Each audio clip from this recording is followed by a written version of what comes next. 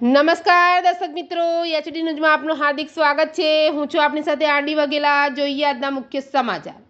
અંકલેશ્વરમાં મકર સંક્રાંતિ નિમિત્તે વિવિધ મંદિરોમાં ભક્તોની ભીડ જામી હતી। ભક્તોએ મંગળા દર્શનનો લાવો લઈ ધન્યતા અનુભવી હતી।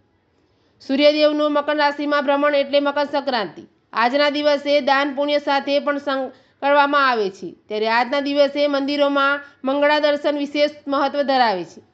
ત્યારે આજે મકર સંક્રાંતિના પર્વ નિમિત્તે અંકલેશ્વરના વિવિધ મંદિરોમાં મંગળા આરતી યોજાઈ હતી।